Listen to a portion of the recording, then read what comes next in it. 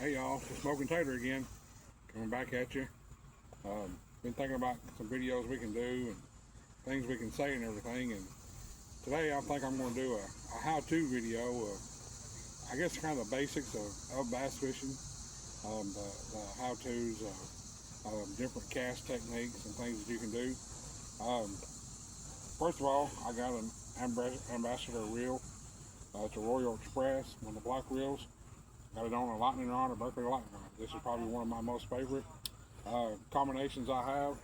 I've had it for years, got a lot of fish on it. Like I said, a lot of people don't like the round reels, the old classics, but I do. They're bulldogs when it comes to reels. They can handle good fish, they can handle a whole lot. You see my rod's all mangled up and stuff, that's all right. That's just part of being used. I've got just a purple and chartreuse jig on today. Nothing, no favorite bait of mine, but if you want to try to find one and use it, and if you like it, so be it. I'm not going to tie on one of my favorite baits, let y'all see it. But that's just a bait I've got for vision. When it comes to a bait caster reel, you got to kind of understand the workings of it. Of course, you got your handles, you got your drag set here, and then you got your brake right here. You can tighten that way up to where it won't even hardly come out. I mean, you got to really shake it to get it to come down. Some people like it that way. Really, you can't cast very good with it. You sure can't flip with it because it's so tight. That's one way you can control it. I've taught several people on how to use a bait caster, and having that right there and knowing how to use it right there will help a whole lot when it comes to backlashes of your reel. Myself, I like to loosen them way up. See, I'm backing it way off here. Zoom in, Logan. I'll come over here and show them what we're talking about. This knob right here is what we're talking about. So show them on the bait, Logan. So right now, we tighten it back up. I push the button. See, look, I got the button pushed.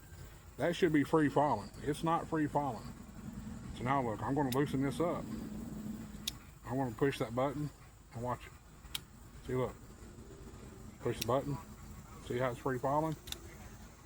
And you can make it loose as you want it, and you make it as tight as you want it. Myself, I like it pretty loose because I don't do as much overhead casting as I do underhand flipping.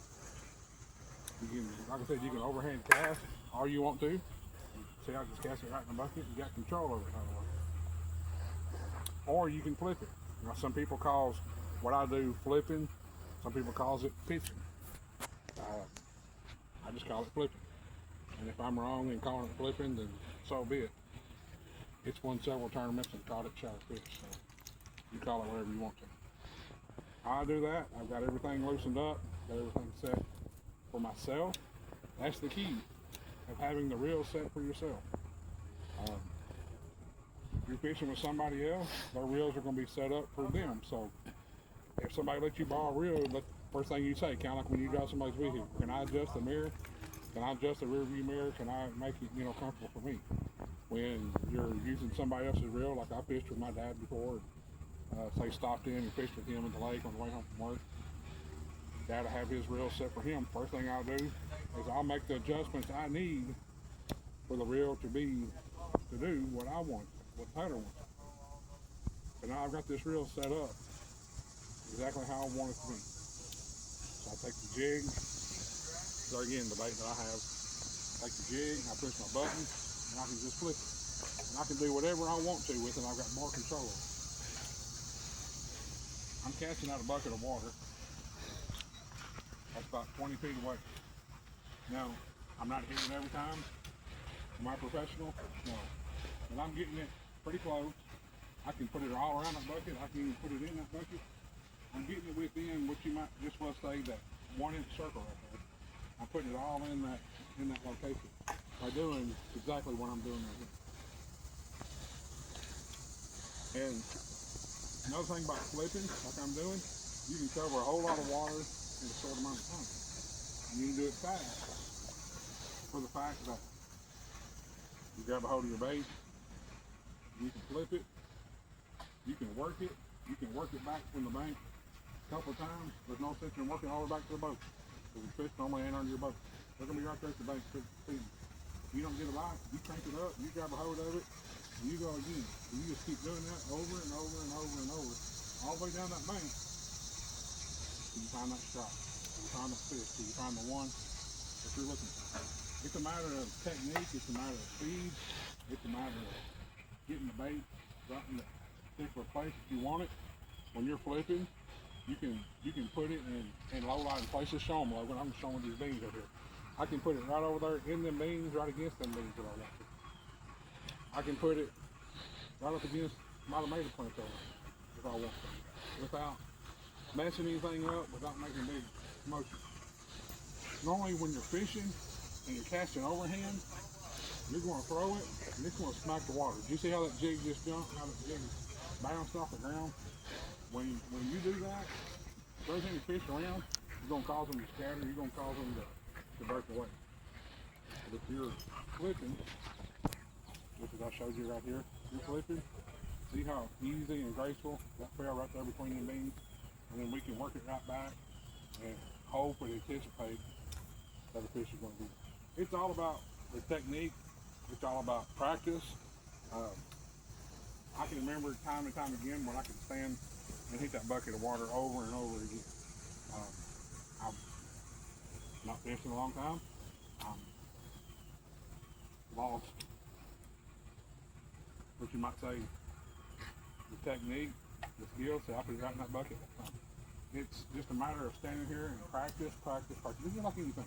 You know, you want to be good at something, you get out there and practice. You want to be good at shooting a bow, you get out there and practice. You want to be good at shooting a gun, you get out there and practice. You want to be good at a sport, whatever it may be, you get out there and do it. You practice. Same way it is with fishing. You want to learn the skill, you want to learn the technique, you want to figure out what's best for you. You want to figure out what speed reel is good for you. You want to figure out what size reel is good for you. Size of rod, I've got a 6-foot rod. That's the rod that I prefer. That's the rod I choose. But see, I'm standing here hitting a bucket a few more times now because I'm standing here practicing. I missed it that time. That's okay. There's nothing wrong with missing it. We're getting it within the location that we want to get it within. So you just stay here, keep practicing, keep playing. You want to get better at fishing. You want to get better at anything. You just got to get up there and practice. You know, it is what it is. I've got my dog over here barking. He's got something to treat, probably Freddy Coon or something. It's crazy out there, man. Treat a coon, treat a possum, treat a cat. Who knows? It's all right. But anyway, this is what we do. You want to get better at something, get out there and practice. Fishing's always been my thing, something I've always enjoyed doing. You got people that like to play cornhole and fish cornhole. What do? You stand there and you just keep throwing them bags and throwing them bags and throwing them bags till you get it in the hole. See here? I've got water down there in that bucket. So you know when I get it in there, it's going to be good and wet, just like it is up there. It's all about practice. So get out there, find something you enjoy doing. You enjoy fishing and you want to get better at it. Get you a good, solid rod and reel combo. Find you something, you know, that you can get comfortable with and get out there and do it. You know, thinking back to all the hours and the days and time that I spent fishing out on the lake, out on the water, I enjoyed every minute of it. I did. And there's nothing wrong with that. But when you put it in front of the Lord and you make it your God, that's when it becomes a problem. The Bible tells us that our God's a jealous God. No, we're not to have no other gods before Him. If you're serving any other thing, if you're doing any other thing other than serving the Lord, when you should be serving the Lord and giving Him due credit and giving Him the glory just as you should, then it becomes sin. Bass fishing to me become my sin, become my addiction because I was putting it from the Lord. So it's okay to get out there and fish. It's okay to get out there and hunt. It's okay to get out there and do whatever you enjoy doing. But make sure you give God His first. Like I said, I love y'all. I love Jesus. And I hope you do too. Signing off till next time.